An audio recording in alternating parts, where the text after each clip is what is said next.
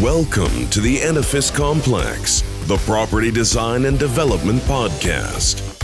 Let your hosts Adam Muggleton and Robert Bean keep you up with who is innovating and doing great work, perspective on the adjacent possible, and challenges to the status quo.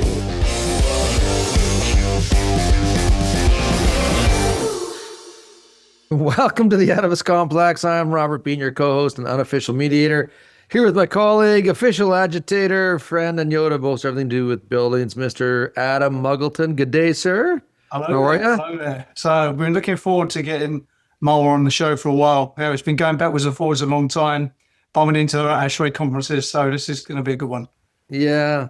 Adam, you know, none of our guests are 2D figures. Most of them are 3D figures. And then every once in a while, someone comes along who operates in a dimension that would scare most people off. And that is our guest today.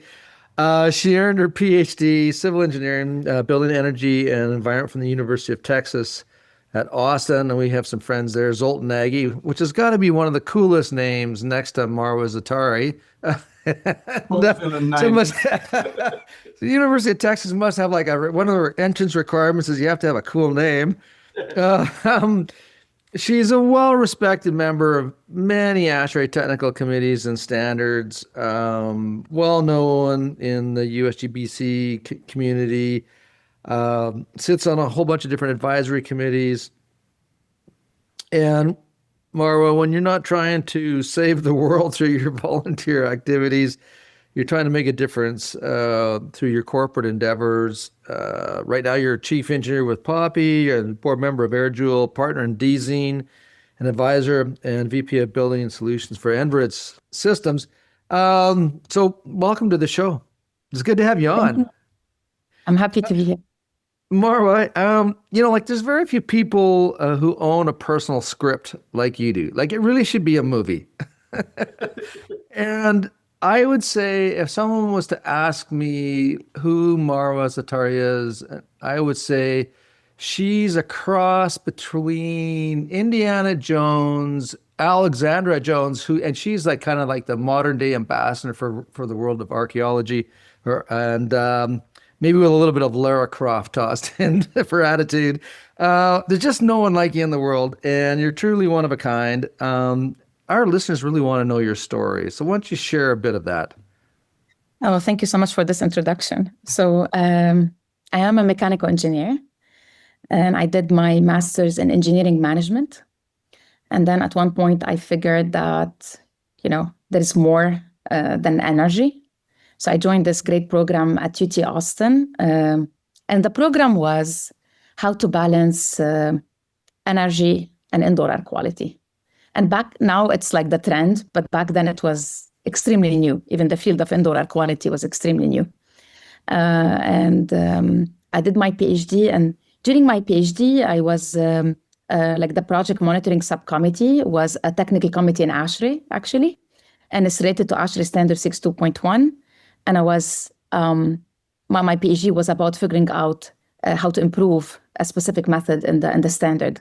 And since then, I continue working with ASHRAE in this specific method, and I learned a lot throughout the journey. Since I graduated, I work with mainly startup companies for some cool and exciting technologies that kind of challenge how we have been doing things. I do volunteering work with ASHRAE and also with the USGBC and a few other like organizations related to schools. Yeah. So we know, because from previous discussions we've had with you at breakfast and other places, when you were growing up, you were a little bit of a rebellious child, from what I understand. There was another path that was sort of, I don't know, like navigated for you, but you kind of rejected it and did your own thing. Tell everybody about that story, because I think that really tells a lot about who you are. Yeah. I'm actually from the south of Lebanon, a very small village. I'm actually there, like here today. And my dad wanted me to be a French teacher. Like he just said that I'm gonna be like a French teacher. And I did go to like a French immersion school throughout all my education. It was an only girl French immersion school. But then when like the last year of school or the last 2 years, you choose whether you want like humanities or like oriented toward maths and physics. And I knew I wanted to be an engineer. And back then I used to be fascinated with airplanes. Anyway, I finished and I wanted to do mechanical engineering, but the engineering school was in Beirut, which, mind you, it's only 1 hour away. Like when we used to live in Texas, just to go to the grocery store, you take 1 hour, right? Like this is nothing. You go back and forth. And no, my dad did not accept because it means that, you know, his little daughter is going to leave home and go live in a dorm. So he was against that. I actually rallied the whole village to say to my dad, if she gets accepted, because in the Lebanese university, thousands of people apply and only like 150 people get accepted every year. So it's like it's a very prestigious thing. So I thought, you know what, I'm gonna go apply and see what happens. I go and apply and actually I get in, and my dad could not say no because everyone was, you know, saying, oh, wow, like congratulations. And that then was, things... well handled there. My daughter's That's brilliant. That was well done. But then things got a little bit complicated because after 2 years of math and physics and chemistry in Lebanon, you have to choose like a you know path, and we only have 3: mechanical, civil, and electrical. And my dad sat down with me and said, like, you know what, you're a girl, so civil engineering it is, because you know mechanical, we don't want you to fix cars, like we can have someone else. And I told him yes. And I went and did mechanical engineering. And he knew during my graduation, because like there was like the civil, electrical, mechanical, and I didn't walk with the civil, I walked with the mechanical. That's and interesting. So, Kara. And here I am. But, like my dad, he's a political science major. So it was a little bit difficult to explain. And you know, like young people, it's difficult in general to explain what the major is and what you're going to end up doing later. What I knew is mechanical engineering is very, you know, vast. Yes, like you can do anything from zipper to rockets, right? So that's interesting. So I used to go to Lebanon a lot before COVID, so I know it quite well. Just for our international listeners, you know, you go to Lebanon, everyone is well educated. I've met, they all speak French, English, and Arabic better than most French, English, and Arabic. And you know, you went to AUB, you went to Lebanese University, then you went to AUB. So just so you know, AUB is like the Harvard of the Middle East. That is haiku there. So talk about that. So you did your bachelor's at Lebanese University, then you went to AUB and did a Master of Science. So you just carried on. You just felt, I'm on a roll, let's do it. Yes, it kind of, it didn't feel enough. Like the Lebanese University was very theoretical. And I wanted to, and it was like an old French system. So I went to a French school, went to a French system, and I was able to get like a kind of a research assistant and get all my way across the American University of Beirut, you know, with not paying much for school. Yeah. So I wanted to experience the American system. I wanted to know for myself, what is it about? Like everyone talks about the American system, you know, and in Lebanon, it was kind of the cool thing to do. So I wanted to see what it's about. Yeah, that's a really good point, actually, because the establishment is a French system and the rebels go through the American system, right? But then you went directly on to University of Texas. So you basically went from one to the next. You did your bachelor's, your master's, and your PhD. Well done on that. By the end of my master's, I was exhausted. I would have killed myself before I done a PhD. So how did you manage that? How did you wind up at University of Texas?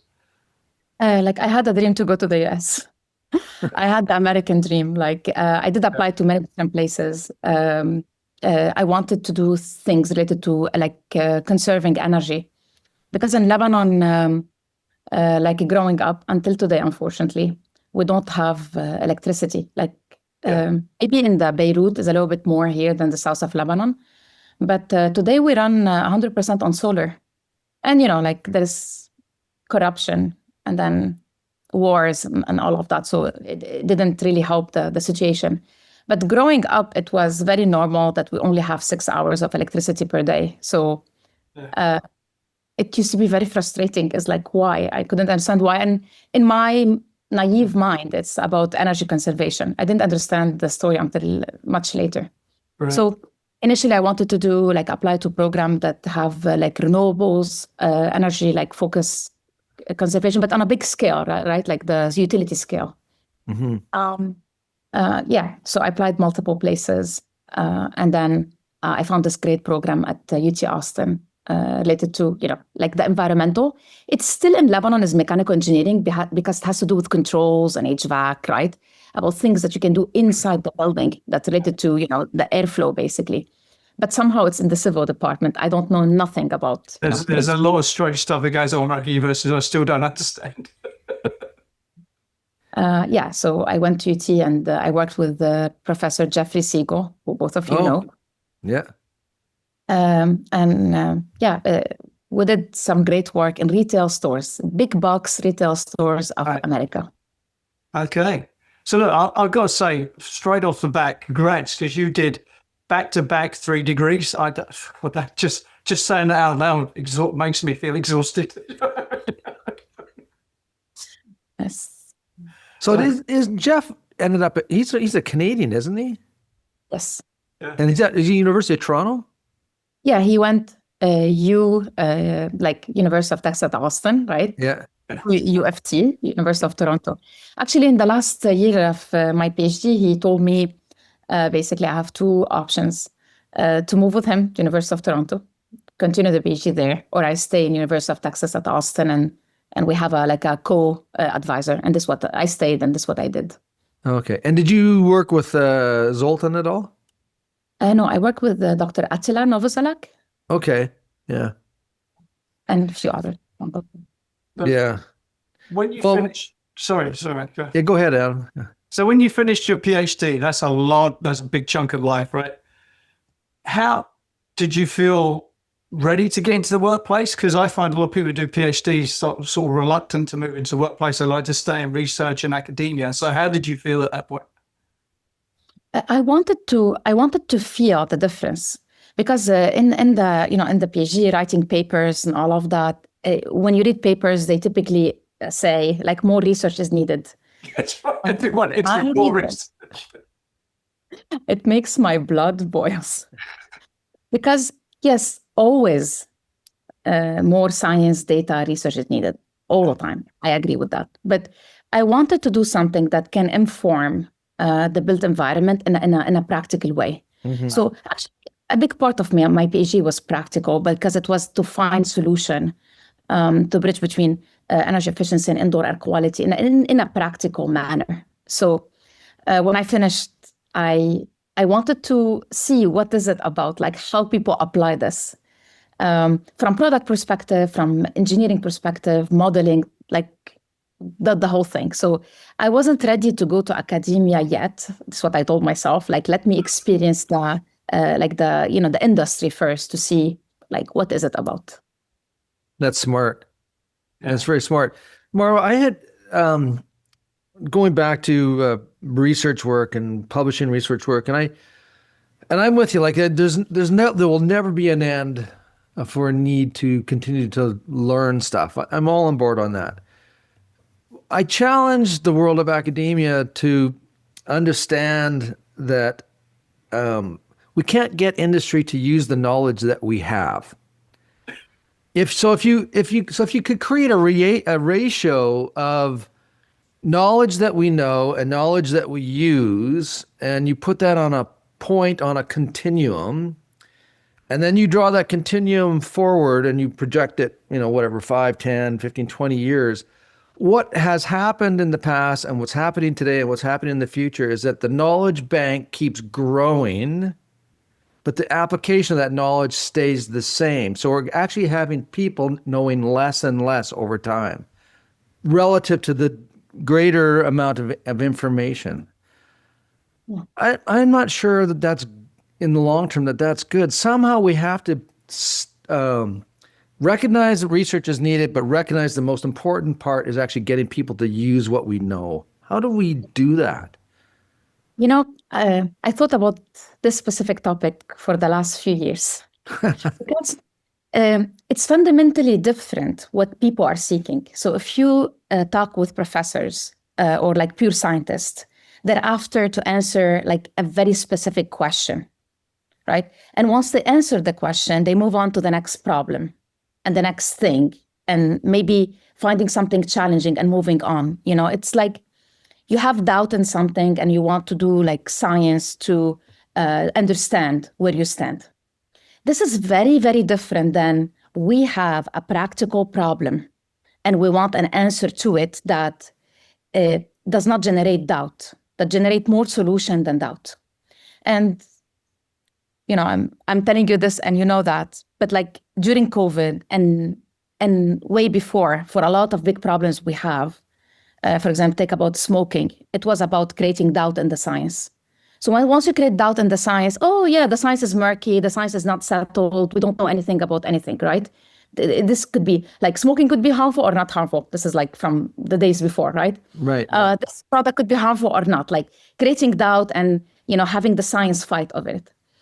So this is a very different proposition than we have a problem with thermal comfort. I'm going to come to you, Robert, with this.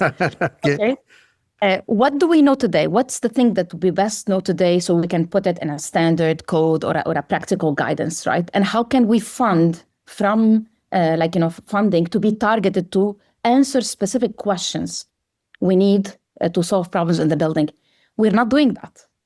Like scientists are chasing some important questions, maybe exciting questions, but not necessarily related to, for example, loopholes we need to fix or some really practical problems we have today. Yeah. So I feel like those are two fundamental, like two different things that they don't intersect today. That is a great insight. That, Yeah. answers should generate solutions, not doubt. Freaking hell, there's a takeaway immediately, right? Because what you're talking about there is the gap between academic knowledge and applied, right? I came up through like technical college, so I'm more of the applied school, and sort of building service engineering is one of the most applied versions of engineering you can do, right? But there is this gap, and it's always been there through the 40 years of my working life. Mm-hmm. That gap how do you close that gap? I don't know. Yeah, it's a real challenge. We were on a meeting 2 days ago with Forrest Meggers and from Princeton, and he's coming back from sabbatical. And anyways, there was he called them the superheroes of thermal comfort, and really it went online was like the who's who, and many of them academics and doing amazing work. But the burning thing in the back of my mind the whole time was that I don't know, maybe they do, so maybe some do understand that 75 to 80%, and don't quote me on these numbers exactly, but it's something in this range, that 75 to 80% of all buildings in North America are under 20,000 square feet. And many of those are like 10,000 square feet and under. And on those projects, there will always be a requirement for architecture, but never and possibly structural engineering, but never is there a requirement for indoor environmental assessments. Like it doesn't exist. And so how do we get, and most of the designs are done at a wholesale trade level rather than at an academic level. So how do we get, again, Marwa, kind of goes back to my question earlier about getting codes to mandate the application of environmental standards. Like there is some with 62.1, but there is I don't know of any codes right now that are enforced in 55, for example, or lighting standards or sound standards. How do we make that change? Get codes to adopt what we already know. So I tend to be optimistic. But I promise you I'm optimistic by effort, okay? I promise you that. So we have, ASHRAE standard 62.1 and 90.1. You talked about those, right? Mm-hmm. It's frustrating that code takes light years to adopt the change we do today. It takes light years and it's so fragmented. Some places outside of the US are actually a little bit better to adopt like the latest version with the latest addendum. Mm-hmm. And and the whole thing. But and what I have seen, like our code, will be a lot of effort from people that make changes in the standard. Like, for example, ASHRAE, there is a government affair committee that can help push changes from ASHRAE to, for example, International Mechanical Code. It takes a lot of effort, and you have to be very patient to go through the code cycle, to put it there and to explain why did we do this change? What is the intent? And this is something whenever I present, I try to say what is the intent of this requirement? Why did we make it? Because typically it gets lost, because by definition, it's a standard written in code mandated language. So no one knows why did we put a specific requirement, unless you were in the room at that specific time. We were not on a break, right?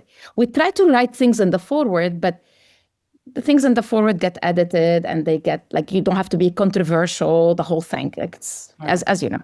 Yeah. So it takes a lot of individual effort, if you believe that the change is important, to go and chase it in the code, even before like the code cycle adopts the next ASHRAE standard or something like that. I don't know if that's good or bad, but this is the situation we have today. We had made, through ASHRAE, many different requests to the IMC, and I think it was 23 requests this cycle. Yeah, we're working. So the people at the committee are going, oh God, not another list of things from ASHRAE. But I know. And that's the thing that, one of the things that drives me crazy, like in codes, and here in Canada, the National Building Code of Canada, all of the best parts of the code are actually in the appendix, the non-enforceable stuff. But nobody reads the appendix, right? But that's where all the juicy stuff is. That's where, where it says, the code says thou shalt do this, and what's not stated is, but really you should go to the appendix and read what we're really saying, but they don't. This is the problem. So on the ASHRAE front, let's talk about ASHRAE. You're very active in ASHRAE and on several committees, rightly so. How effective, I'm working on ASHRAE committee at the moment, frankly a little bit frustrated at how slow it's going. I mean, it is like walking through treacle. You're like, and then it's a couple of steps back, then it's 2 steps forward. It is slow. I mean, sometimes I feel some stuff gets out, it's almost like redundant. Do you find that, or is it just me being an asshole? No. A bit of both. Actually, like, it depends. I've heard stories. I witnessed stories. It depends what topics we're talking about, who's impacted, who's affected. There's a lot of things, like in 90.1, 6.2.1, and 6.2.2, right? Sometimes it stalls for like 8, 10 years, 14 years, something like that. In that case, I'm doing well on my committee by that measure. I know. But I mean, there is, that's like the kind of the not so nice part, but the good part, it is a consensus standard, and that's really powerful. And there are tools that you learn how to manage like kind of conflict, how to come to a compromise, and how to, use science to remove the doubt that other people are putting. Because there's a playbook, right? I mean, once you learn there's a playbook how to fail something in the standard, playbook how to, put something in the standard. And, like also once you get to know people with their personality, where they're coming from, what they, care about, you can come to a consensus much faster. Sometimes you don't, but it's worth a try. So yeah, when I think about... Sorry, mate. Yeah, when I think about 62.2 and unvented fireplaces, like that's the 10, 12-year stall that has occurred in that committee. And it's hard not to be like, I mean, I have empathy for the chairs of those committees, because their patience and tolerance for the stuff that went on for so long is pretty admirable. But this last go around, I asked one of the individuals from the representative industry, right, was talking about the use of a thermostat as a control mechanism for air quality. So they were talking, okay, these things are non-vented and they do produce some, things that we should be concerned about, but the levels never get high because the thermostat turns it off. And I asked a question, because that's who I am. I just said, Have you guys ever asked the thermostat manufacturers how they feel about being in air quality control when they're just there to control temperature? That's not how they see themselves. And there was like the room went silent. Like if I was, a large brand name thermostat manufacturer producing product, and I knew somebody was using my product for what it wasn't intended to do, like I would be really, my lawyers would be sending, 17 by 11 letters to whoever's using my product. Like that's not what it was for. Yes, that's true. But action,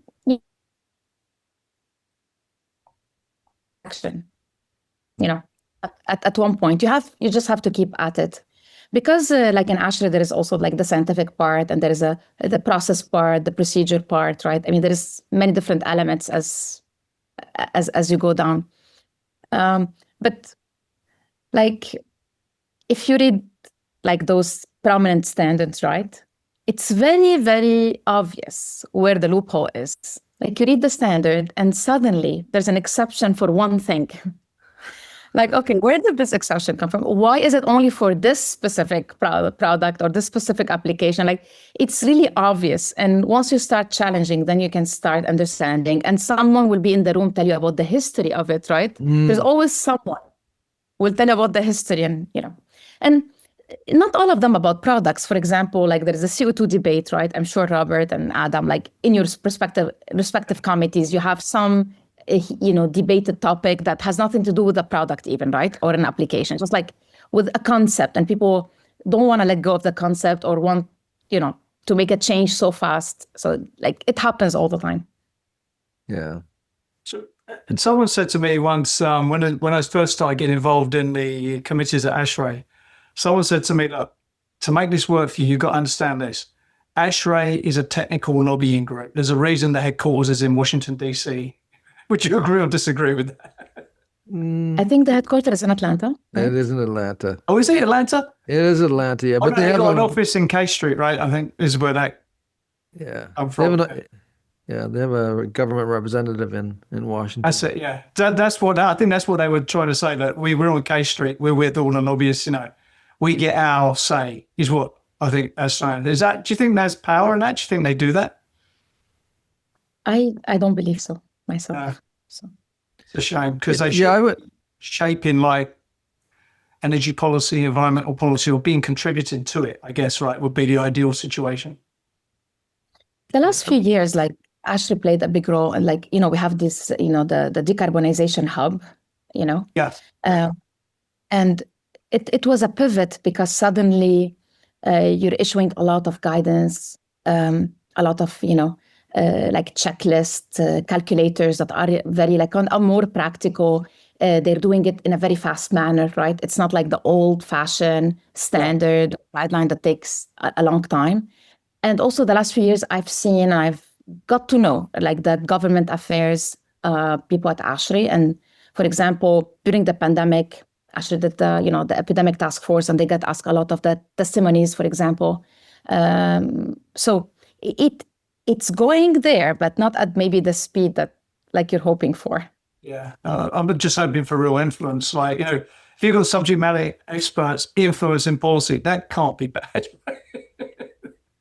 That's I think, true. you have to remember that, the history of the organization is over 100 years old, and it's a large organization, and it's spread all over the world. So you're not going to turn that ship on a dime. No. And there's pros and cons to that. I mean, on the pro side is the stability of the ship. You can count on the systems, the strategies, and the tactics that the system uses. It's reliable, and it produces the things that it needs to produce. On the other hand, it's operating in a world that is much faster than the ship can travel. And I think, that's one of the challenges with actually any leadership, and even in corporate America or corporations around the world, that, you have companies that are hundreds and hundreds of years old. Sometimes the culture doesn't keep up with the way the modern world operates, and leadership, that's the leadership's challenge, is to try to deal with that. The Edifice Complex will continue in just a moment. Are you struggling with paperwork, spreadsheet overload, and project management? Then Blue Rhythm is the solution to help you. Streamline your commissioning and project management process. Go paperless. Increase efficiency and save money. Blue Rhythm is commissioning and project management software by practitioners for practitioners, adapting to your workflows and processes, and doing things your way. Blue Rhythm provides painless and fast onboarding by bringing your existing workflows, forms, checklists, and issues logs into Blue Rhythm for you. You can use their pre-built templates to customize your commissioning workflows. And Blue Rhythm can fully handle the transition from your current software platform. Blue Rhythm is secure, scalable, and reliable, backed by amazing support, and accessible 24/7 on any Windows, iOS, or Android device. Why are you still using paper and hard-to-control spreadsheets? Start your free Blue Rhythm account today at bluerhythm.com. And now, back to the show.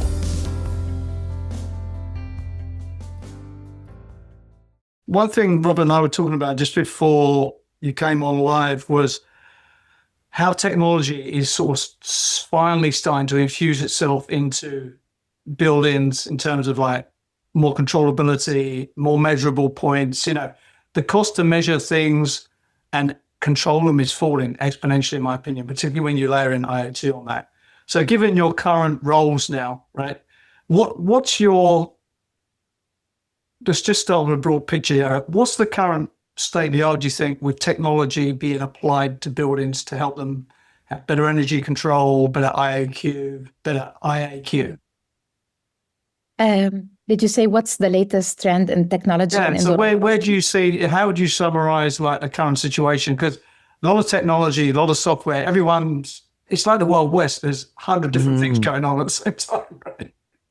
Yes. I mean, like everything else, there's the good and there's the bad, right? I think having technology and innovation is amazing because suddenly we were able to do things we were not able to do before. And we're able to follow this, like the paradigm shift in how we do things and, you know, less cost and more like, you know, benefit to cost ratio in applying technology, whether it's measurement, whether it's an actual product, and really like get to think from the early design stages through commissioning, through installation and operation, what's the best way, for example, to run a building and how can we explore the different kind of elements in our hand. That's a good part. The not so good part is that sometimes there are solutions that promise that you're gonna, if you use them, you're gonna get to an output, but you don't get to the output. For example, like continuous sensors today, they have a great use. Some of them they meet the accuracy resolution that we need in buildings. They have a great use, but not the use that when you see on a dashboard green, orange, and red. They're not going to tell you about the health of the people. It's just a fact because they cannot measure the things that you can inform health. They can measure some proxy, for example, if the building is sufficiently ventilated, some maybe relative value of where the building was and where the building is, but we're not there yet. So whenever I see those dashboards, like the building, like today is healthy and it's green, it's kind of a little bit misleading. And this is the last thing we want. We want solution that actually inform the state of the building. So I'm more of a fan of, okay, if we don't have the technology today to tell you exactly what you want, maybe you can spend the money somewhere else. Like, for example, like a test and balance for me will go way farther than installing like a continuous sensor in every room, right? Like I'm more on the traditional end of that. Or for example, like understanding your filter design and doing it properly and going to the T, like, you know, how to do it. And like, like the outside air damper, doing all those checks. If you invest in that, for me, it's much better to invest in a sensor.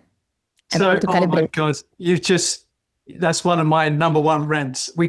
Let's just do the basics, right? Let's set it up properly, building pressurization, let's check that. Set points, calibrated sensors. That would make proper filter selection and installation. That would make such a big difference, right? Duct sealing, for example, like envelope. I'm working with a company that has application that, and I have seen the numbers. And who would figure that? Just like we have such a big problem in our ducts. You know, like those, when you talk about something very fundamental, people don't want to pay attention because it's not like, it's not trendy. It doesn't go with the vibe today, IoT, artificial intelligence, the whole thing. But, duct sealing will go a long way. Test and balance, testing between it and the space will go a long way. I think you on the big issue here, right? Which is people are looking for that out-of-the-box software solution, and just the way buildings are and the complexity and the 100 different people putting stuff in, it cannot be that way, right? Yeah. And just to finish the rant is like these sensors, for example, they look really nice. They might have the correct accuracy and resolution, right? Which we have defined in the standard. So there's no guesswork. You can go find it and compare. What it tells you to do, the action from the sensor, in case it's orange or red, it's not understood. And this is, normal because the difficulty from indoor air quality, as you know, we have indoor sources and outdoor sources. And then there's the energy play. Are we in economizer mode? Are we summer? Are we winter? Is it really hot, the hottest day of the year? Is it snowing? So they don't give you the action is, let's put all the pollutants on one scale, on a scale of harm, which is our new thing in the standard, and then prioritize which one you should control. So going from, solution to pollution is dilution versus harm. Versus a harm concept is that let's put everything on one scale. And if you put everything on one scale, then you understand, is PM 2.5 more important than a certain VOC inside, right? Is ozone, where is ozone on the scale? And then you can understand, indoor sources, outdoor sources, and understand filtration, air cleaning, and what to do with the outdoor damper. Without that, just telling me the sensor, it's red, and what do they go check, and what do they do about it? Yeah. Sorry, Matt, I'm on it now, but I love that. It's the guy from Solution to Pollution. Right, so historically, we've spoken about the thermostat, right, controlling, being a proxy for everything. But if you go down the IEQ rabbit hole, that's not just the only proxy, right? There's temperature, there's humidity, there's VOCs, there's CO2 levels. Yeah, there's a hierarchy of control points. So do you see a build? Are we saying here that for a high performance building to deliver a great user comfort and experience, there has to be a hierarchy of control points that can change depending on the condition, right? Yes. So if temperature's met, do we prioritize CO2? I know, I'm just making it up, right? But that's how I see it going. But that's complex, right? A lot of if-thens. Yeah. It's complex, but it could be done. Because what we've seen so far from many studies from 2012 till today is that actually you can pinpoint to 3-4 pollutants, depending on the space type, that are the most important, that contribute the most to the health burden. So suddenly it's not as complicated having a very, very long list and putting everything together. So comfort, and Robert, tell me if I'm right or wrong, comfort is understood we need, right? The specific elements that define comfort. From indoor air quality, we say, it's very complex and all of that. But if we point to 3 pollutants, prioritize those 3 pollutants, forget about the rest, unless you have a specific source that, you have a printing shop, animal shelter, something specific. But in general, in commercial buildings, schools, retail, offices, we kind of know that there are 3 pollutants that they are the 3 players. If you take care of those 3 pollutants, then you will be probably good in terms of providing acceptable indoor air quality. And acceptable is a good word. So I know it sounds modest, but I want to say it here. Acceptable, has a definition in the standard that means that you're good, from health standpoint. Yeah. When I think about, there's a great tool that the Canadian government produced many, many years ago. It's called IA Quest, Quest, and it allowed practitioners to define a room geometry, but more importantly, what was in the geometry. So you could put in all the finishes, the paint, the carpet, whatever, and then the tool would then model that depending on your ventilation rates, and then it would print out basically a souffle of all of the chemicals.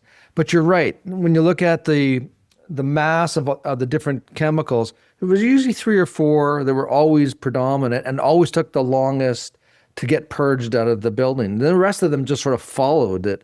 So if you designed your system to those 3 culprits, that you would fix like 80-90% of the rest of the problems. Yes. Yeah. And couple that You said something. And costs, right? This is what because you always can do better, but we have a finite amount of resources, right? And there is the energy environment play. So focus on those 3, do it properly, right? Even if you do the basic or more fundamental stuff, and then you'll be very well, ahead of everyone else. But the elephant in the room here is energy, right? So people understand that and can measure that. So I always go back to a retro commissioning project I did in Toronto. We found all the VAV fresh air outlets shut. So they had complaints like poor air quality, people getting headaches, the CO2 levels through the roof. So all I did was go in and recommission all the outside air systems. Energy went up, I got fired. They were shut again the following week. Right. It's a common problem, closing the outdoor air damper.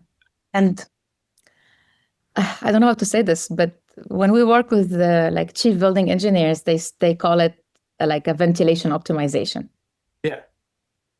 And there is no shame to say that we close the damper when the temperature is hot. And what's hot? I don't know, above 90. Yeah. So, or so cold, below 30. So then it gets closed when it's not economizer mode.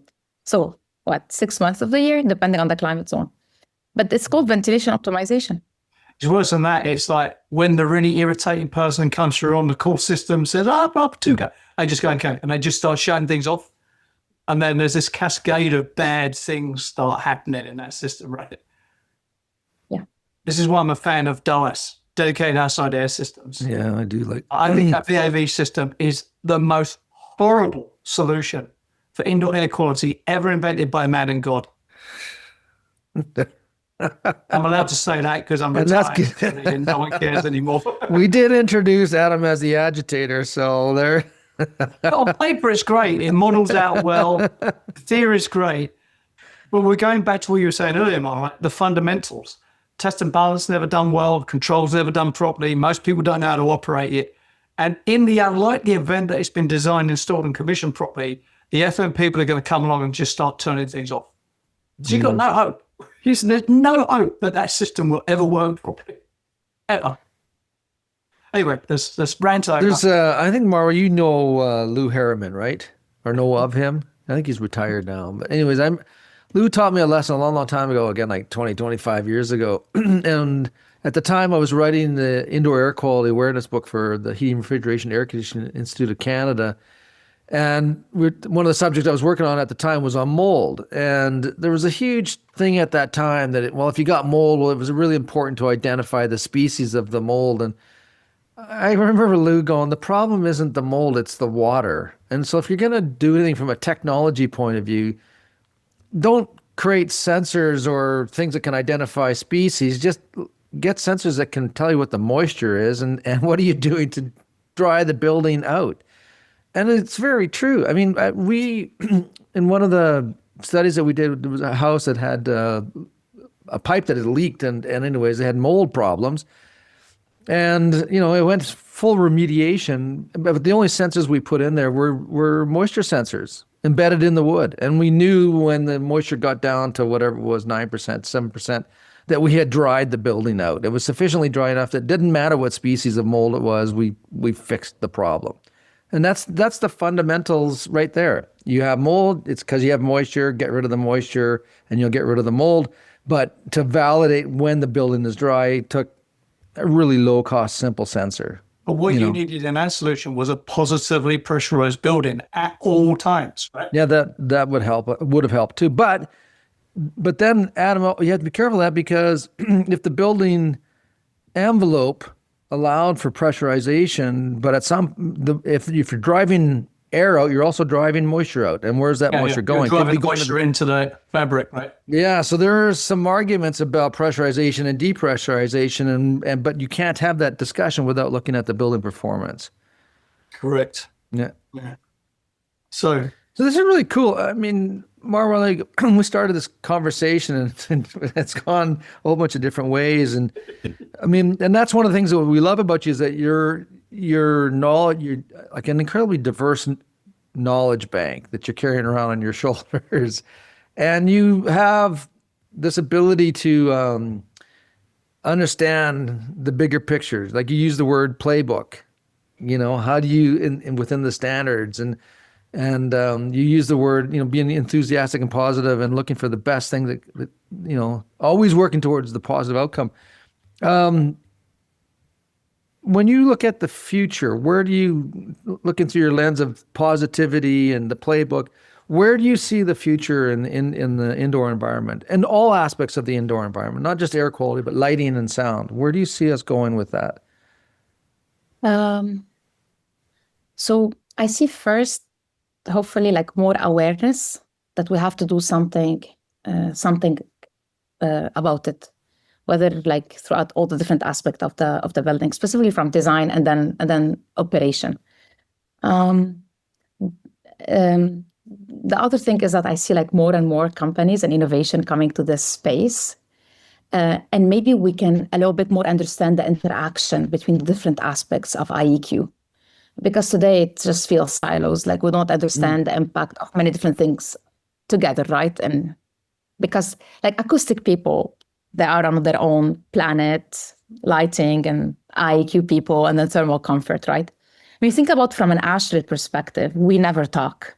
Like you do something in silo, we don't go and ask the other committees affected, is there an effect here? Is that something like additive effect? Is there something to do about it? So I see more and more, a little bit more collaboration, and I'm hoping ASHRAE will play a big role here.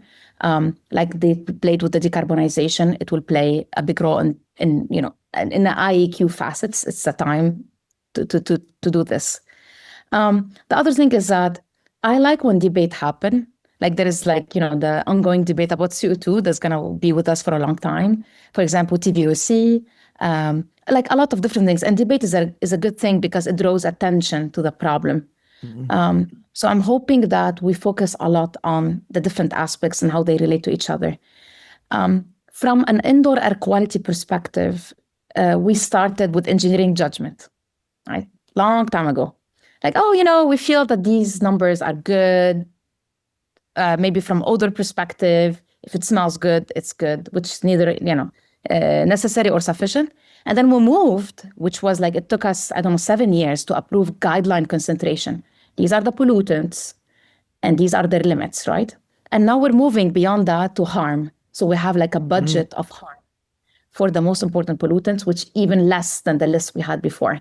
So I like to see an evolution of how we're using the science to simplify things, to make it more practical. And maybe it could be, measured one point. Like I'm hoping that we will have actual continuous sensor that can tell us the story of what we need to measure from like a scientific background, and then tell us an outcome that we can use.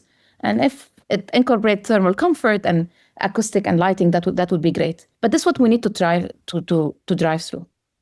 Do you see a time where IEQ will trump, say, energy as a benchmark? Like, it's not necessarily our quest, just so you know.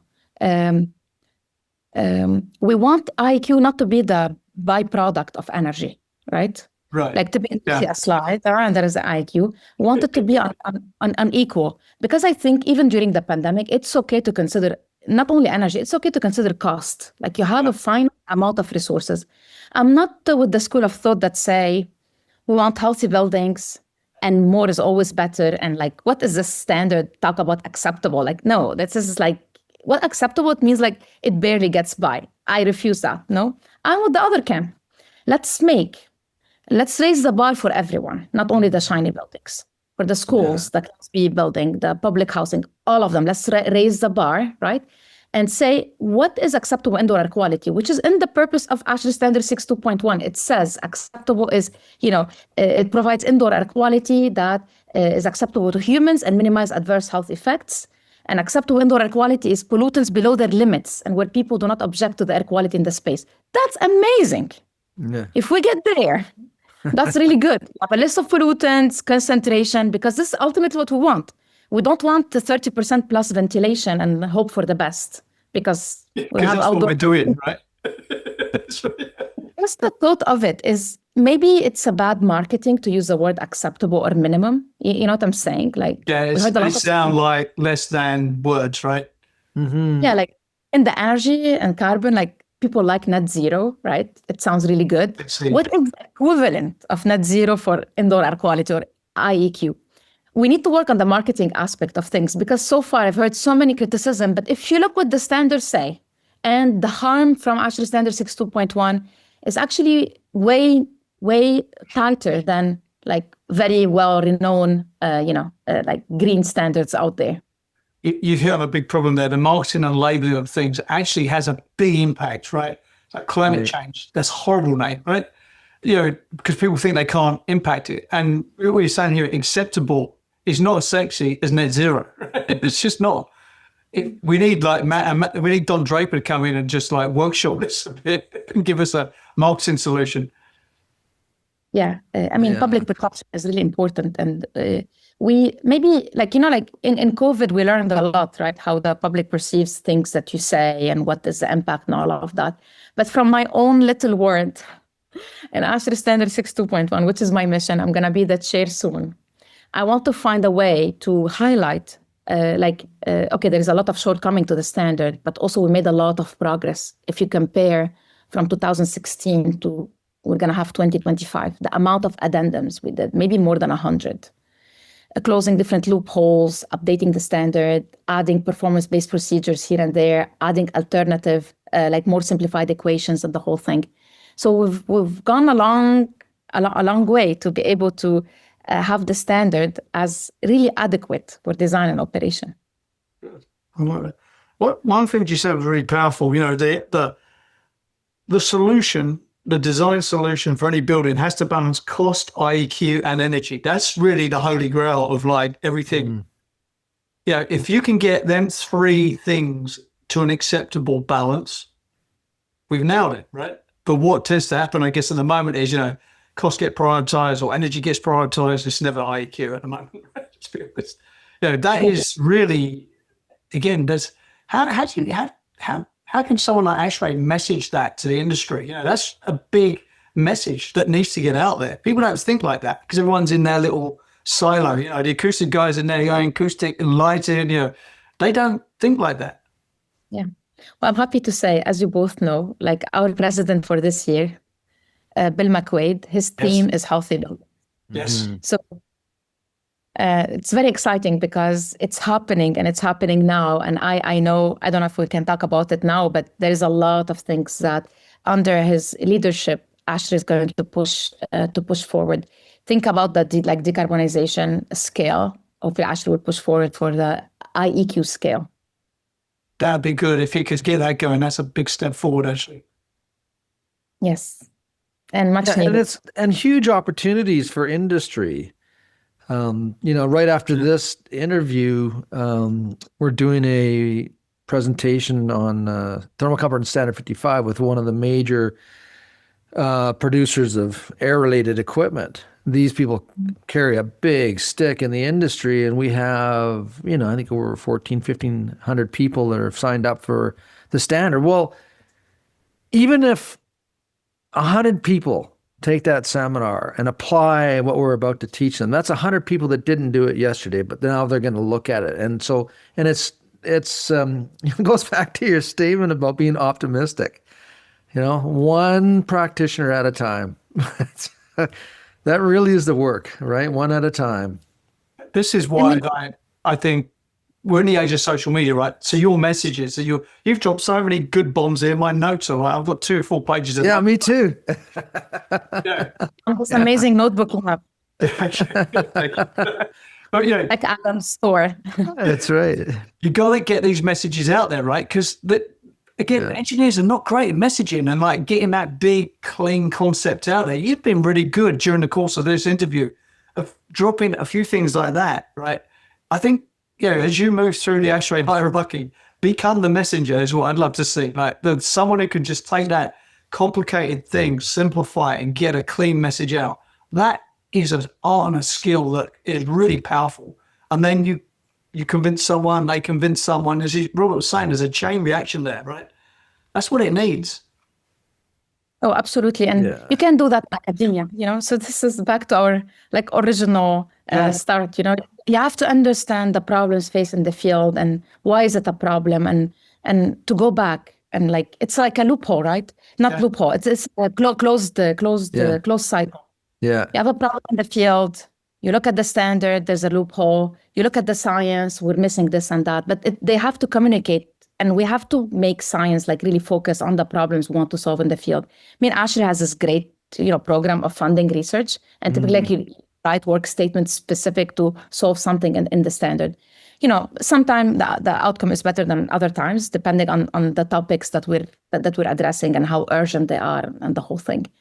But there is a lot of money ASHRAE puts toward research. Yeah, millions and millions of dollars. Yeah. The nice thing about the whole process is that the filters that the requests have to go through are really rigorous. And through all of those levels of filters, are represented by industry academics, manufacturers, the practitioners, general interest groups, these types of things. So it's not an easy task to get money, but when the money is issued and the research gets done, it contributes amazingly to the body. And the nice thing about it is I don't know of any other libraries, Marwa, maybe you do, but I don't know of any other libraries that exist online today, like the ASHRAE library that goes back decades. And all of that information came from funding that we did, and it's part of our DNA. It's part of our ethos. It's really good. Now, absolutely. I want to give a shout out to a couple of your current activities at the moment. So you're on the board of AirJoule and you're the chief engineer at Poppy. So let's quickly talk about both of them. So what's AirJoule up to? So AirJoule is up to create a system that does two things. The first one is actually make water from the air. I experienced it myself, Adam, in Dubai Future Foundation. In the garden of Dubai ruler. Right. I actually watered plants, which was awesome, right? You make it's hot and humid. You make water and then you water the plants. That's pretty impressive, I gotta say. Amazing. They just opened. I was there in Delaware. They just opened this amazing manufacturing facility. Everything is made in Delaware. Right. And they're working on optimization. It's it's an innovative product, and the other application is dehumidification. Actually. Right. It has a big impact if you think about third world countries where there's no enough water, if you think about humid places, if you think about certain industry application where they need clean water and they pay a lot of it. Think about, for example, data centers or many different industrial facilities. So that's what the AirJoule is about. Well, dehumidification is an energy hog all in all itself, right? So that's a big step forward just on that front. Yes, definitely. What about Poppy? So Poppy is a technology company, and they have a particle tracer method, particle tracer technology based on sensors and automation. You've both experienced gas tracer methods, right? We all did it one time. Put something in the air, have big syringes, take the air, go to the lab, and all of that, where Poppy was able to do that to measure clean air in the space. Because it's particle-based, they measure clean air, which is ventilation, filtration, and different type of deposition. So it has a direct application of ASHRAE Standard 241, and the new application is actually ASHRAE Standard 62.1 to understand what is in the breathing zone, your ventilation and filtration. So think about it, a little bit of an upgrade with from the test and balance. Yes, I couldn't agree more with that. Yeah, that's really interesting because really it is going to be the application technology that's going to solve a lot of these issues we're talking about, right? Yes. And diffusing it into the sort of like the design and construction of these buildings. My personal view is I'm the biggest fan of technology over me. I'm a nerd, but I think buildings, we mistake high performance and sort of like great outcomes, we think complexity is the answer to that. I would argue against it. I think simplicity is the answer to that. You know, passive solutions, DOAS, you know, evaporative cooling, things like this. You know, there is a need for technology, but not everything needs a technology dump. Do you know what I mean? Well, we have actually a problem in industry that, and again, some of it stems into academia again, where, you know, students are challenged to come up with solutions, and so they identify a solution, and then it gets introduced into the world. Yeah. But it's solving the small problems, and the big problems are analog problems. They're the enclosure performance. It's the fenestration systems. It's the leaky buildings. Well, technology is not going to solve that. Like an IT solution is not going to solve a leaky building unless you can somehow automate the aperture of the building, right? Like there's a practical part of it. And there was, you know, and we've seen them, like, you know, wearable solutions, like these bands that people could wear on their wrist that provide cooling, like cooling wristbands. What happened to them? Like, what happened to the manufacturer of those devices? You know, so yeah, we can produce the little widgets and the gadgets, but at the end of the day, our big problems are analog problems. They're not digital problems. It's the application of this technology that matters, right? That's what we're talking about here. Goes back to what we were talking about earlier. Applied engineering is really what's important in the design of a building. I think the technology in terms of spatial stuff, like the IEQ, so lighting, sound, all of those I think are really important to tell us what's going on in space. I don't know if you've watched the new Superman movie, but, you know, they've got there's these orbs, you know, small little balls, right, that float around in the air. And when, Marwa, you were talking about, you know, sensors and reading light, sound, odors, all of these things, there's no reason why with today's, you know, drone technology and our sensor technology that we couldn't create these orbs that would basically float around in the space, measuring and telling us what's happening within the building, and then communicating that information back to the lighting systems, the ventilation systems, the thermal comfort systems. There's no reason why we could do that today. To me, that's a practical application. You're actually saying, okay, here's what's going on in the space from all of the metrics. Here are the systems connected to that, and then do the adjustments. You can even use those things to do density studies, like how many people are actually in the space. You know, is the room fully occupied, or is that 20% occupancy? And then, you know, again, feed that information back. But demand control, demand measurement and control, right? Ooh. Yeah, maybe we'll see that in the future. I mean, there was a Professor Chris Peister, I think it was his name, and he was talking about nanotechnologies and being able to paint nano sensors, like mix it into the paint. So then when you painted a wall, the walls became a huge, massive sensor. And then you could take that technology and you could then assign it to an individual. So let's say, for example, you could take somebody that maybe was in an Alzheimer's facility dealing with brain health issues, mental health issues, and the building can actually identify where that person is and then what their needs were as they walked, you know, through the space. Pretty futuristic stuff, right? But, you know, maybe if, I guess from a technology point of view, maybe there's a practical application there. But today, the inventory of buildings that we have in existence, they're all analog problems. They're not technical problems. You can throw all the technology you like at it. It's not going to fix a building that's got bad glass. We're coming up on time here. We'll ask you just one final question each. So from me, look, I'm over, right? I'm 62. It's over for me. You are the future. Like, you're going to work your way through an organization like ASHRAE. You could even be a president one day, right? Who knows, right? So, yeah, your messaging really matters. So if you were going back to you as a young graduate, you know, what advice would you give to yourself now, knowing what you know? I think the one advice, like, to be a little bit more patient, a little bit more political, like more patient, a little bit more political, and like understand a little bit how, you know, things are done. It took me maybe the hard way to learn about this. So this is what I would say. But the one thing I always believe in is that you can make a change and you can make a difference. And I can sit and say, oh, all of these horrible things. Instead, okay, if you find a small thing that you can make a change, right? It's a big win. So, and this is what a lot I apply in my work in the standards and with USGBC is that when writing like credits is you want to make progress. It doesn't matter how big the progress is.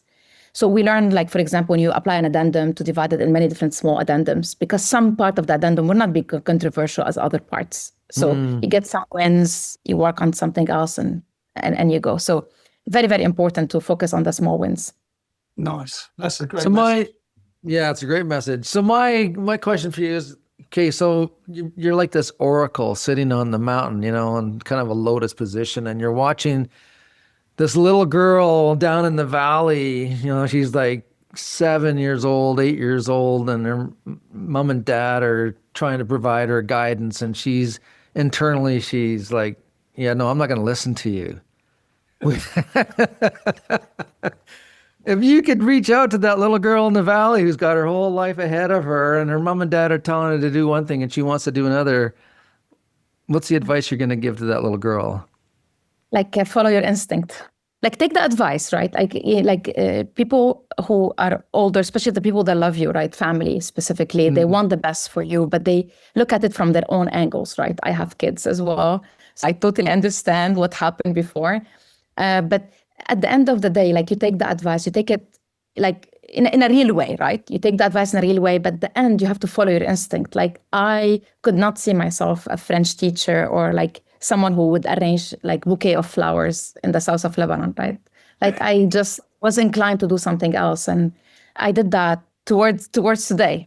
So following your instinct and the things that you think you can make a difference. Because at the end of the day, like whatever is your profession, if you believe in what you're doing and you're passionate and you can't, wait until you wake up and do the work, or maybe travel somewhere and talk to people about the problems you care about and rally people around you, then you're not doing it correctly.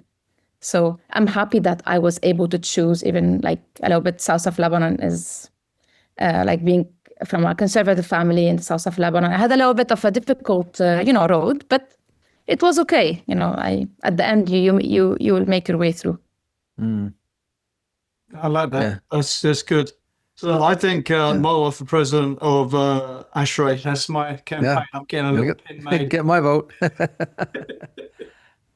One day, I tell you, that is completely possible. Obviously, you got to want to do it, but if you did, I think that would be quite achievable. But anyway, I'm just putting that out there. Let that dangle a bit.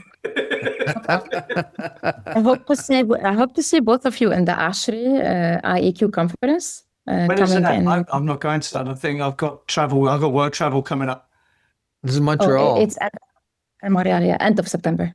End of September, and I'll be, actually, no, I might be back. I don't know. I think I'm back on the way with work.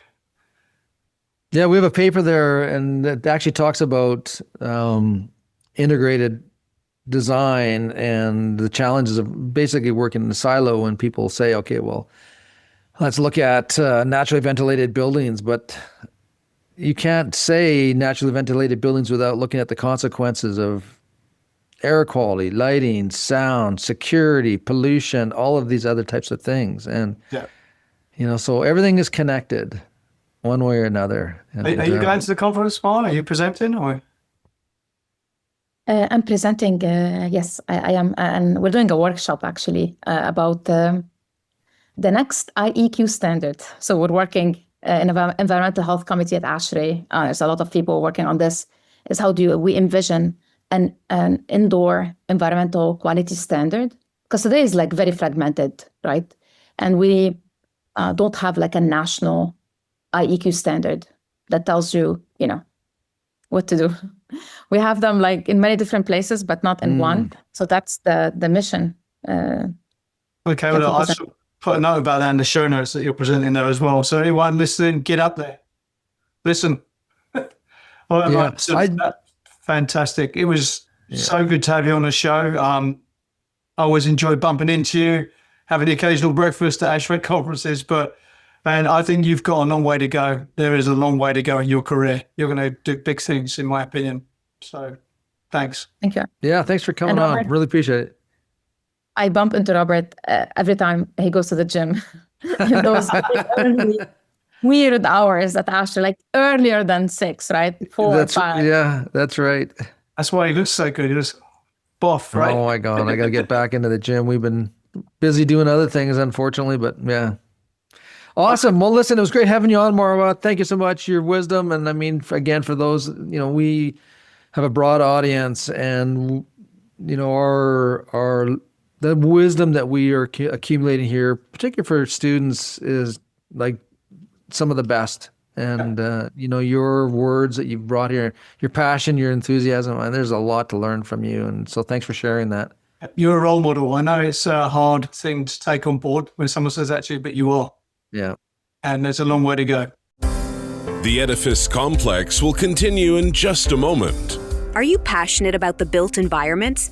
Do you want to learn from the industry's most inspiring, intelligent, and accomplished professionals? Then the companion to this podcast, Wisdom of the Property Crowd, is just the book for you. From Edifice Complex podcast interviews, this book distills the critical thinking, insight, and ideas of some of the property industry's most accomplished and respected practitioners. Each chapter is a synopsis of an hour-plus interview, capturing the takeaways and insights, including diagrams and images, to help explain concepts and ideas. There's also a brief bio about the interviewee and a QR code linked to the podcast episode for those that want to explore further. These are the mentors you wish you had in college. Wisdom of the Property Crowd by Adam Muggleton, available on Amazon worldwide. And now, back to the show. So, when I introduced Marwa, in terms of a sort of a cross between Indiana Jones, Alexandra Jones, and Laura Croft, she really is. She just has such a cool story, and I don't like using the buzzwords, but man, she just represents enthusiasm, positive attitude, just dig deep, contribute to the world, just keep going on and on and on.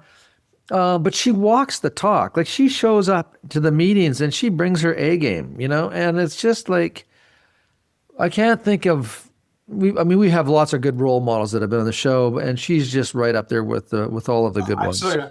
Look, what I love about her is not only has she got a brain the size of a nuclear power plant, right? She is optimistic, and that there's not a lot of that in our business, because by the time you get 20 years, what's this being out of you, right? Any enthusiasm has just been punched out of your face.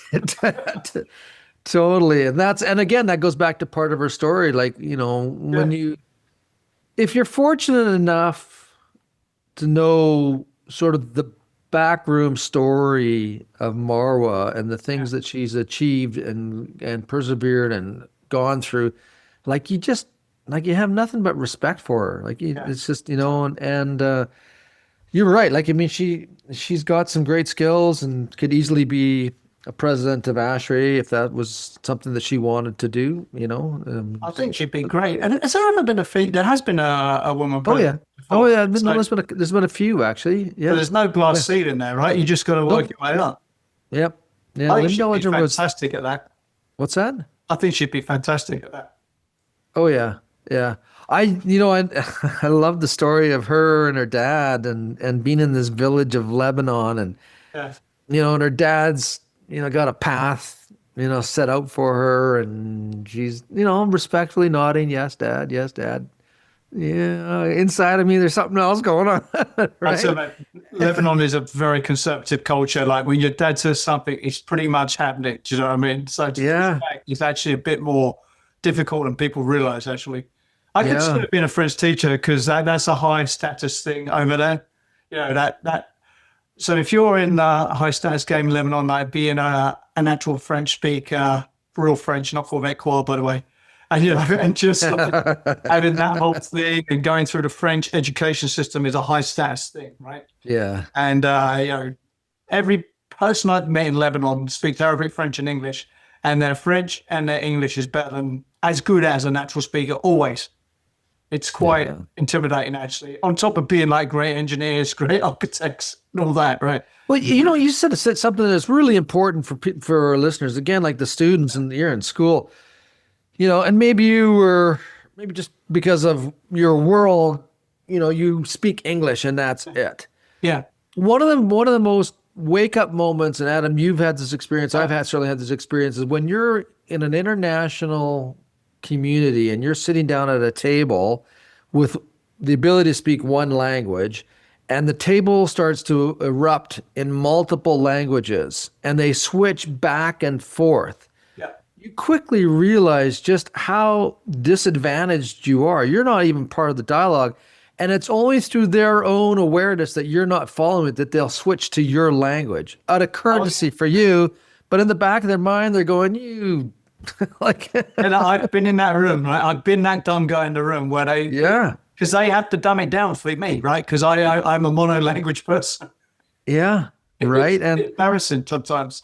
So when you have the opportunity to learn another language, as difficult as it could be, take it on to learn it. And, find the languages that are international. Spanish is an international language. It's one of the Scandic countries would be, German or Norwegian, Danish, but German's a pretty well-known language. French, it obviously is. Yeah, if you want to be high level in Canada, French works. But I think the best language to learn in our business is Spanish, just because it's like one of the big ones, and Arabic.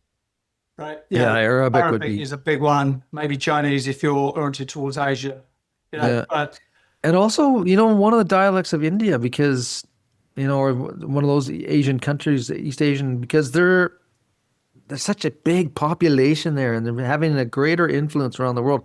You know what? You could probably pick Arabic, French, Spanish, or Punjab I went there on business.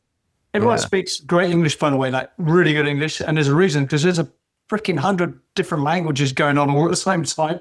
Yeah. And they all sort of speak English just as a way, because you can have someone like in this city and then an hour away in another city and they speak completely different dialects. Yeah. So they all sort of like communicate in English to have it level. The problem with India is it's so big and there's so many different languages. It's quite ungovernable. You're absolutely true.